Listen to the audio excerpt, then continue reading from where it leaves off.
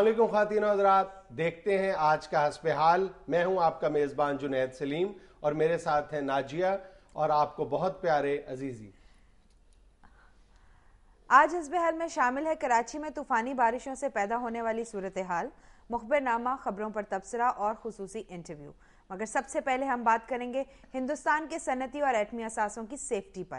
یہ آپ میری نقل کیوں اتارتے ہیں؟ تو تم یہ نظر کیوں اتارتی ہو؟ میں دونوں ہاتھوں سے نہیں کرتی، میں صرف یہ کرتی ہوں. نہیں تو پھر میں بھی کروں گا، تمہیں کیا ہے؟ تو میری نقل نہیں کریں، اپنا کوئی سٹائل لے کر آیا. سٹائل؟ یہ تمہارا سٹائل ہے؟ ہاں، یہ میرا اپنا ہائی کہنے کا سٹائل ہے. یہ ہاں کرنے کا سٹائل ہے یا ہاں ہائے کرنے کا سٹائل ہے؟ توبہ، ان سے نہیں باتوں میں جیت سکتا کوئی بھی. اچھا یہ بتاؤ، تم نے بھوپال کا نام سنا ہوا ہے؟ بھوپال یہ کو پچال کا چھوٹا بھائی ہے؟ اور نہیں، میں ہندوستانی شہر کی بات کر رہا ہوں. ہاں سنا ہوا یار، اس میں کون سی پوچھنے والی بات ہے؟ اچھا اس کی کوئی مشہور چیز بتاؤ. اس کی مشہور چیز سب سے پہلے تو سریا بھوپالی ہے. ہاں فلم بنی تھی سریا بھوپالی، بہت تگڑی. جی جی. پھر ادھر ایک تالاب ہے جو انڈیا کا سب سے بڑا تالاب ہے. اچھا. اور پھر ادھر کے ہاں کھٹے بینگن بہت مشہور ہے. بھگارے بینگن. بھگارے بینگن نہیں، کھٹے بینگن. لیکن تم جنرل نالج کے امتحان میں بری طرح فیل ہو گئے ہو. یار بھوپال کا نام آیا ہے اور تم نے وہاں کی سب سے بڑی سوغات کا نام نہیں لیا. ہمارے ڈاکٹر عبد القدیر خان صاحب. میں معافی چاہتا ہوں ڈاکٹر صاحب. اور دیکھو جس حوالے سے ہم بھوپال کا آج ذکر کر رہے ہیں اس حوالے سے تو خود بخود ان کا نام ذہن میں آ جاتا ہے. وہاں پہ تمہیں پتہ ہے کہ آج سے 26 سال پہلے انسانی تاریخ کا سب سے بڑا صنعتی حادثہ پیش آیا تھا. ورسٹ ڈیزاسٹر تھا جس میں وہ گیس لیکیج سے، یونین کاربائڈ کے کارخانے سے گیس کا اخراج ہوا تھا، زہریلی گیس کا، اور اس میں تقریباً 20,000 لوگ مارے گئے تھے. 20,000 تو ان کا اپنا کہنا ہے، لیکن آزاد ذرائع کہتے ہیں کہ مرنے والوں کی تعداد 46,000 سے زیادہ تھی. اور 5 سے 6 لاکھ لوگ تک جو ہیں وہ بیچارے معذور ہو گئے تھے، بیمار ہو گئے تھے یا اس سے براہ راست متاثر ہوئے تھے. لاکھوں جانور مارے گئے تھے، مچھلیاں تک ماری گئی تھی وہاں پہ. اور اس کیس کا فیصلہ 26 سال بعد 3 دن پہلے سامنے آیا ہے. یہ جو اخباروں میں آیا. ہاں. اور چند گھنٹوں کے بعد وہ ان کو چھوڑ دیا گیا. اتنا بڑا ڈیزاسٹر تھا یہ انسانی تاریخ کا. اور جو سزا سنائی گئی ہے وہ 2 سال کی سزا سنائی گئی تھی. اور جن کو سزا سنائی گئی ہے، جن 7-8 لوگوں کو، ان کی عمریں پہلے ہی 80-85 سال کے درمیان تھیں اور انہوں نے جا کے فوراً ضمانتیں کروا لی. ویسے معاف کرنا پا جنید، یہ جو تم نے ڈاکٹر قدیر خان صاحب کے حوالے سے مجھے فیل کیا ہے نا، اس میں پاس ہوں. وہ کیسے؟ وہ بھوپال میں پیدا ہوئے تھے، وہ ادھر کی سوغات نہیں ہے، وہ اللہ کی رحمت سے پاکستان کی سوغات ہے.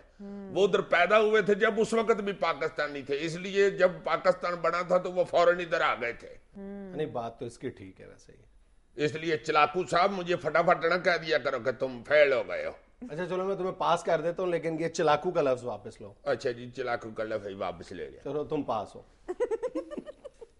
تم یہ دیکھو کہ ڈاکٹر قدیر خان جنہوں نے ہماری اگلی نسلوں کا مستقبل محفوظ کر دیا ہے، ان کو پوری دنیا میں کس طرح پورٹرے کیا جا رہا ہے کہ انہوں نے پوری دنیا کا مستقبل غیر محفوظ کر دیا ہے. حالانکہ پاکستان کی ایٹمی تنصیبات کے حوالے سے خود جو الزام لگانے میں پیش ہیں، جو امریکی ایکسپرٹس ہیں، وہ بھی اب یہ کہنے پہ مجبور ہیں کہ ان کا جو ایٹمی پروگرام ہے، ان کی جو تنصیبات ہیں، یہ دنیا کی محفوظ ترین تنصیبات میں سے ایک ہیں.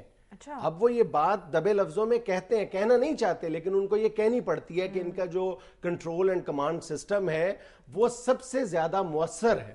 اور پاکستان کے خلاف اس پروپیگنڈے کے پیچھے جو اصل دماغ ہے، جو یہ سازش انجینئر کرتا ہے، وہ ہندوستان ہے.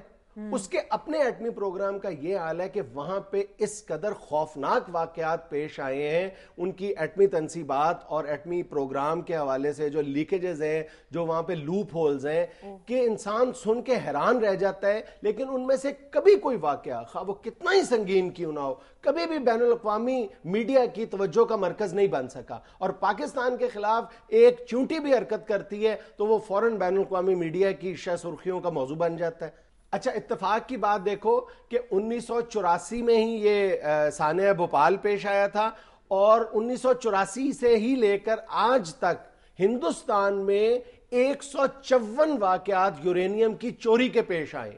اور یہ وہ تعداد ہے جو باقاعدہ پولیس میں جن کا اندراج ہوا ہے. ابھی ایسے واقعات ہوں گے جو پولیس تک نہیں پہنچے ہوں گے. اتنی دفعہ تو غریب کا سائیکل نہیں چوری ہوتا. اچھا، ہماری ایٹمی تنصیبات کے حوالے سے تو دنیا بھر میں یہ پروپیگنڈا کیا جاتا ہے کہ کہیں یہ طالبان کے ہاتھ نہ لگ جائیں، لیکن ہندوستان کے بارے میں کوئی یہ بات نہیں کرتا کہ وہاں کی ایٹمی تنصیبات کو نیکسل باغیوں سے کس قدر خطرہ لاحق ہے. اور وہاں پر آئے روز یہ واقعات پیش آتے ہیں جب کسی ایٹمی سائنسدان کے بارے میں پتہ چلتا ہے کہ اس کے رابطے ہیں نیکسل باغیوں کے ساتھ، باقاعدہ ایٹمی مواد کی سمگلنگ کے واقعات پیش آئے ہیں، وہاں پہ پکڑے گئے ہیں.